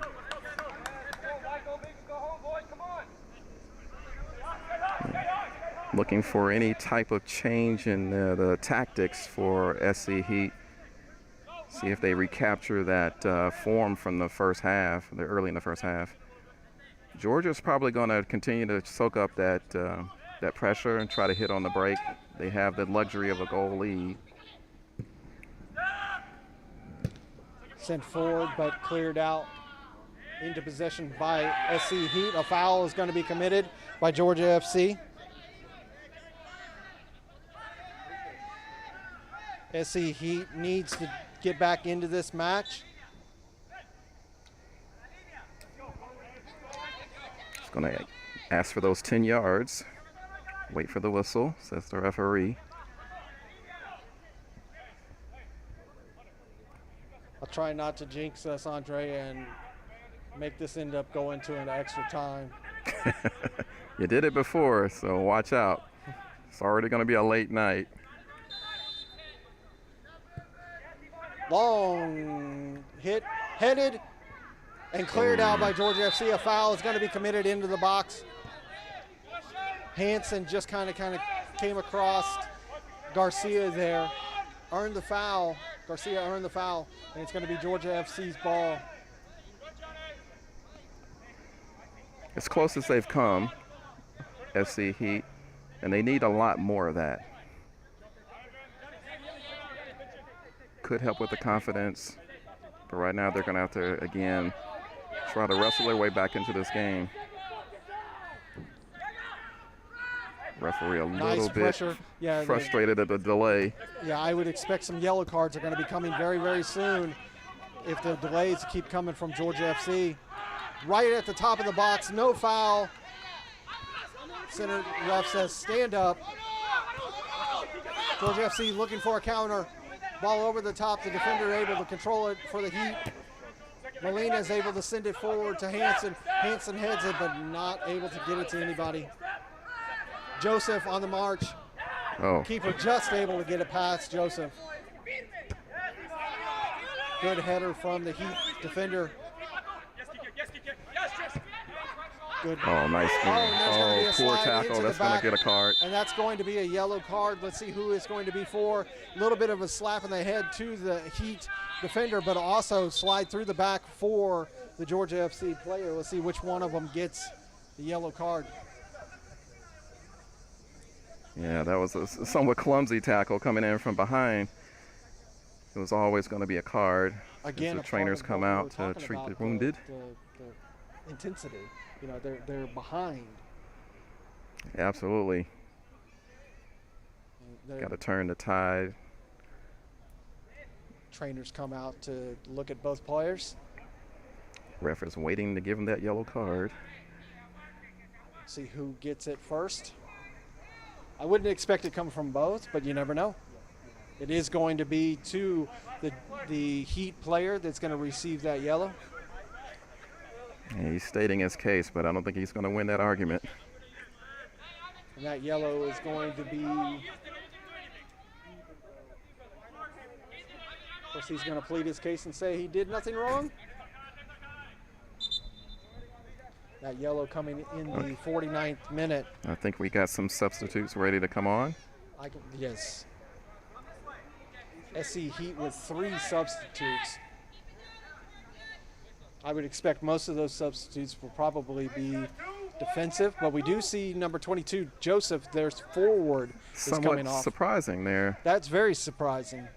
He hasn't been able to stamp his authority on the game, though, from an attacking point of view, so maybe there's a decision to try to shake things up a little bit and attack.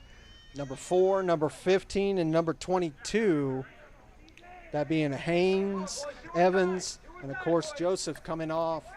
We'll try to see if we can get who came on for them.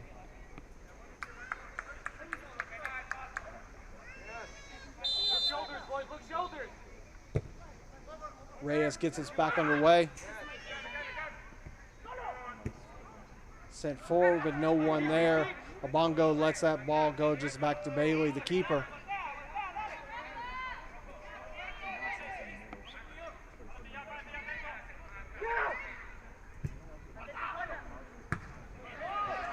Looks like number 12, Ortega, is one of the new players. Good battle there between Obongo and number 32, Ramos. It's a little tussle. Good tussle there.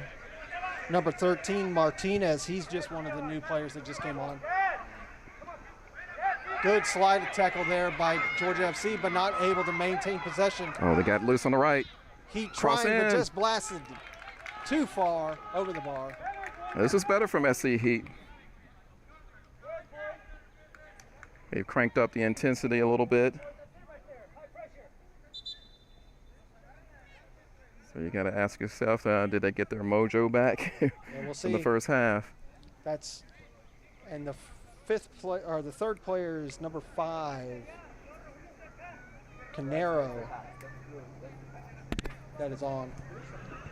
And remember, in the UPSL, the team can have up to 7 substitutes per match. That's the first subs of the match. Here comes that press from SC Heat. It's back again. Good chested control. They worked it well, Georgia FC. Not called offsides. Still in play. Cleared by Obongo. Bounced off the GFC player. Still in play. Good work by Obongo there in defense. 1-2 by Georgia FC. It's going to be called offsides. Yep. Found its way into the back of the net, but that doesn't matter. It was offsides regardless.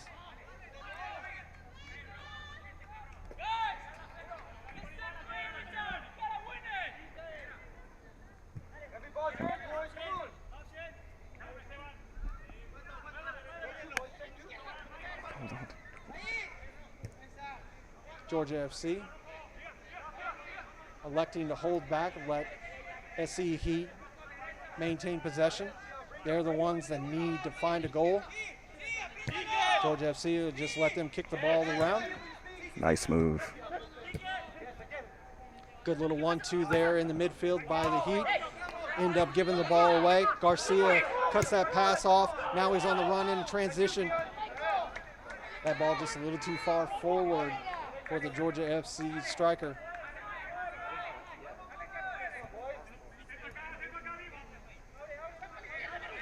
So one thing the Heat needs to do, Andre, is just hold on to this ball a little bit longer. Continue those short passes. Well, it looks like they're doing a lot better with that and holding on to the ball. And just as I say that, they give it away with a silly pass. Longo gives it away in the midfield, gives it away to the captain of GFC. Moving through the midfield.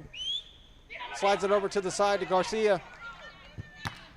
Tries to get it in, and that's going to go out for a corner. It's the first corner we've seen in some time. We'll see with this wet condition what can happen here with this corner.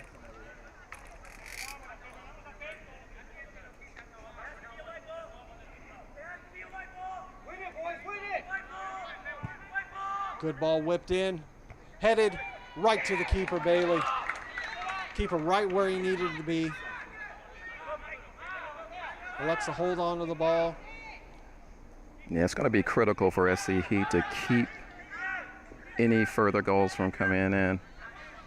Molina slides it over to Ortega. Ortega back to Molina.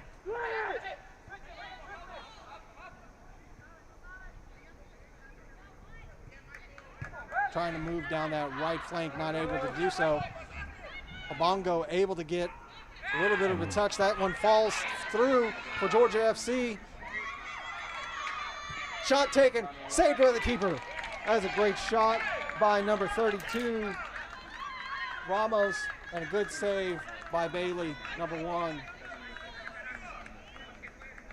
Again, another great transition from Georgia FC, Andre. Yeah, they really look good on that transition, and SC Heat have had loads of trouble dealing with it so far tonight, and it's a tall order because they do have to get forward. They need an equalizer. But that leaves them open in the back. They have to be very careful. Somewhere. Headed it forward by Molina.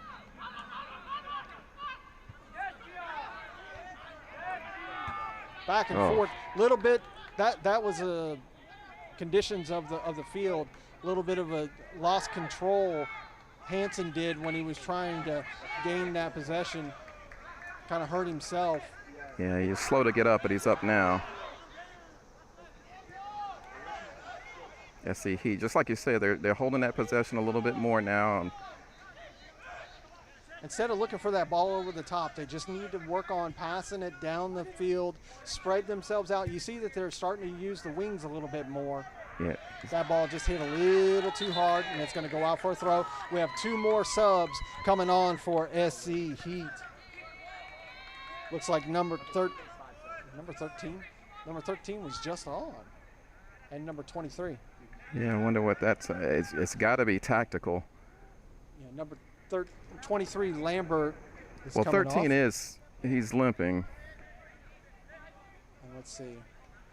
Number 7, Tyler White. Oh no. Oh, you got to be kidding me. We have another delay coming up as you hear the warning horn going off. And just like that, all of our hopes were just dashed. Blown away. I don't see any. It's off in the distance. I can see it lightning from my perspective way behind the field.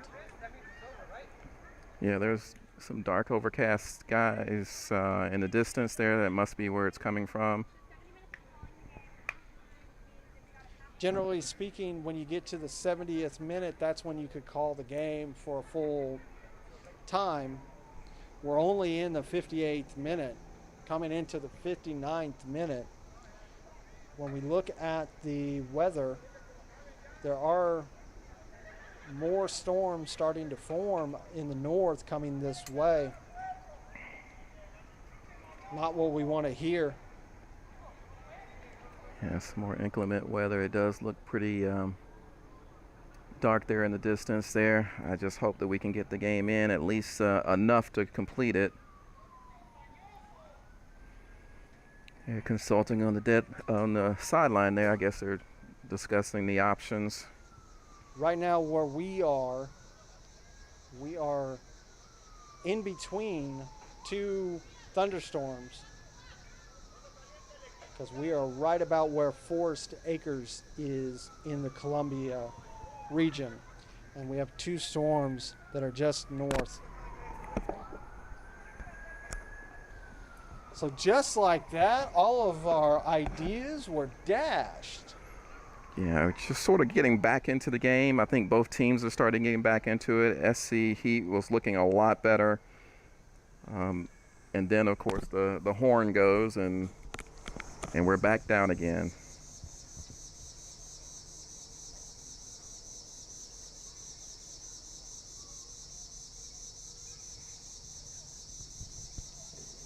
And that was the 4th and 5th substitute that had just came on for SC Heat United.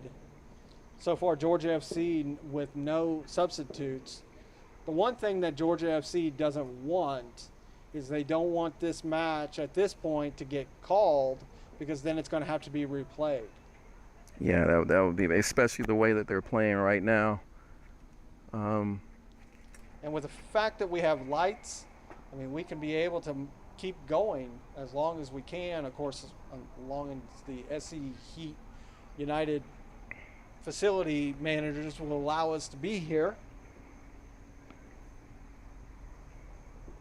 Yes, indeed. And, I was just looking at the details from UPSL handbook about the time, and if we have to end this game for any reason before the 69th minute, from this point forward, it says replay the second half with the same score line when the game was called off. So that would have to be a part that's rescheduled. But if we reach 70 minutes, the game is considered official, and the score will stand as it is at 70 minutes. So we are, basically right around 59 or so minutes now. And so it's within that, close to that period, and we got another delay here, so we'll see what happens. And like I say, from where we are right now, there's no rain. Actually, directly overhead is partly cloudy. But in the distance, you do see dark clouds. I think that's where the lightning was seen. And so out of safety for the spectators as well as the players, they are taking the precaution to have everybody go back under the shelter. And we'll wait this out and try again in the next few minutes.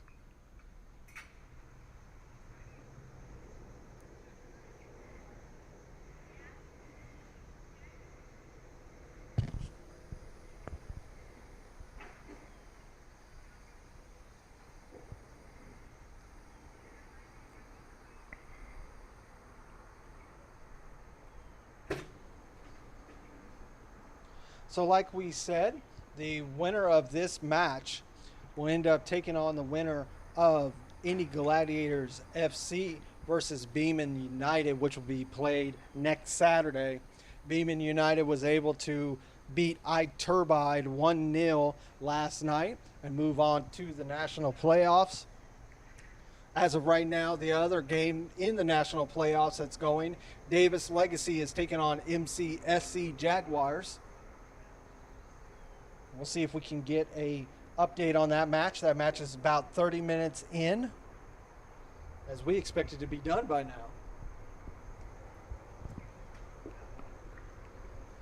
Yeah, we should be having a beer by now.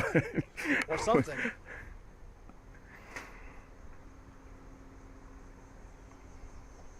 I mean, it's just add additional drama to the whole evening, and we'll have to just wait and see how it comes out. It's unexpected, and it's a delay like this is nothing that anybody wants. and you would hope that we could get the rest of this game in after all the effort that's been put on in this game so far. But it remains to be seen. We're very close to that minimum time to call it a complete game. So, I mean, we're within 11 minutes, basically. So, hopefully, if we can get back in and do it. I mean, we're looking at the radar on our laptops here, and hopefully we can get it in.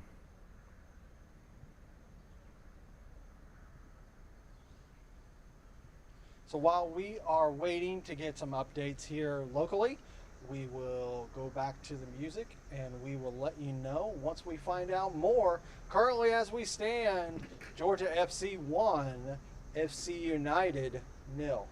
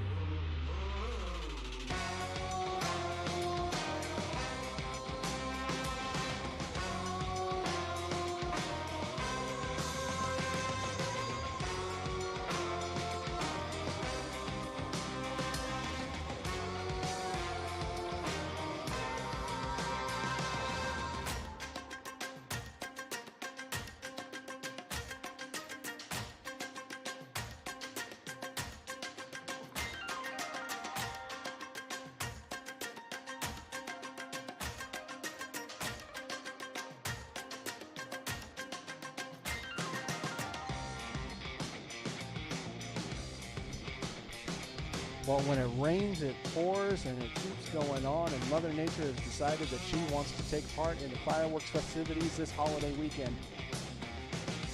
Thank you to everyone that stayed on and watched for this long episodic match between Georgia FC and FC United, Heat United. Unfortunately, we were delayed in the 44th minute of the first half due to a lightning, and that delay was well over an hour. We come back, finish the first half, and then get to start the second half and only have it stopped within less than 15 minutes. We only were in the 58th minute of the second half, and the game has been halted due to weather once again and is called for the day. Now, when it comes to the UPSL Spring Season Handbook, Rule 10.3.2 states that if a match has been played between 46 and 69 minutes, that the match will be replayed for the second half only, with the score staying the same when it was called off. So Georgia FC currently holds a 1-0 lead over SC Heat United in this match. And remember that this match is the first round of the UPSL National Playoffs. A winner has to be found and move on to the next round, who will take on the winners of either Beeman United or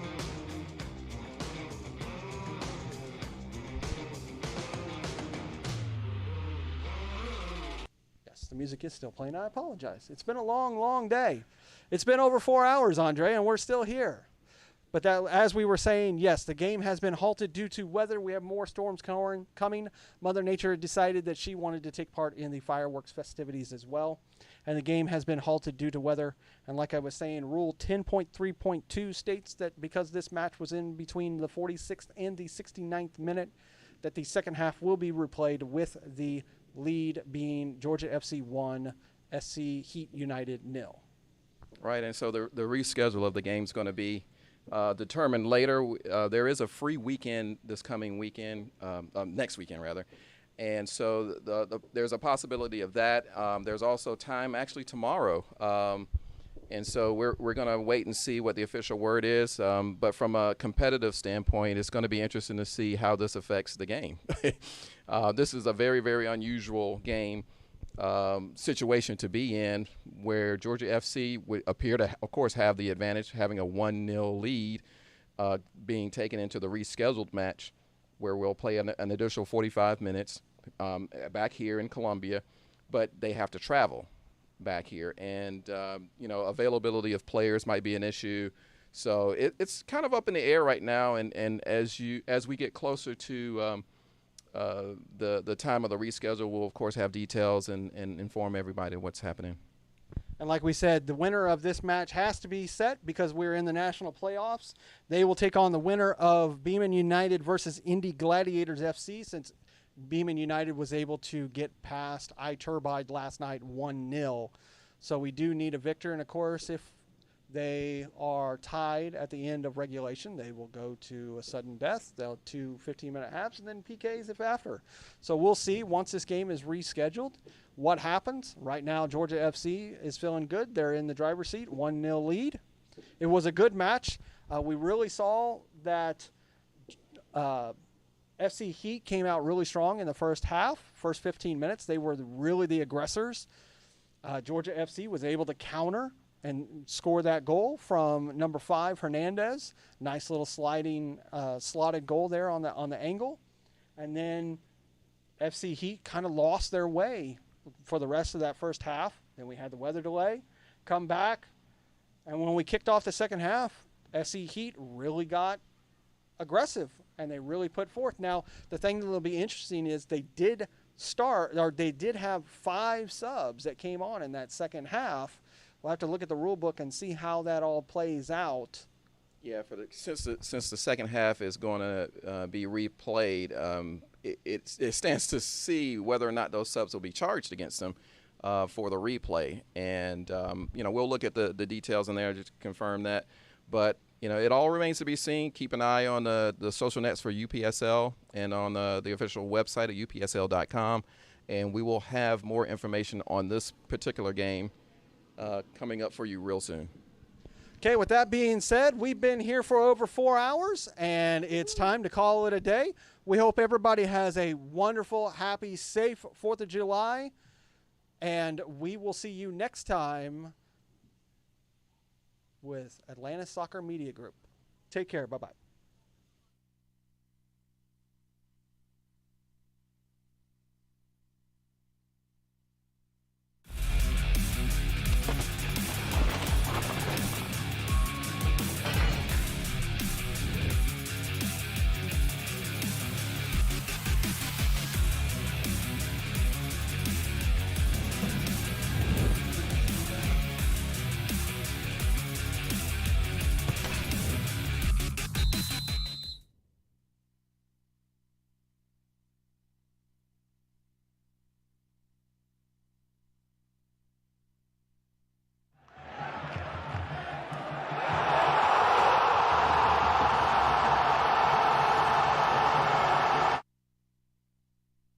Thank you for watching the Atlantic Soccer Media Group's coverage of UPSL soccer.